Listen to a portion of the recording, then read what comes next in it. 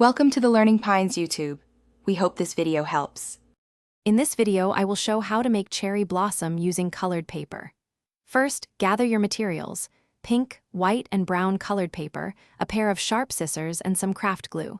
You'll also need a pencil and a small circular object, roughly 1.5 inches in diameter, to trace your petal shapes.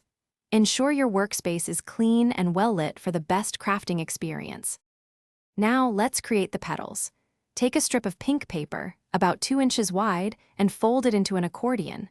Using your circular object, trace a half-petal shape onto the top fold. This method allows you to cut several petals simultaneously, saving time and ensuring uniformity.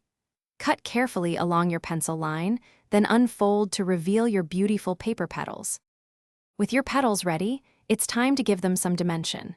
Gently curl the outer edges of each petal using a pencil or a thin stick to create a natural, soft look.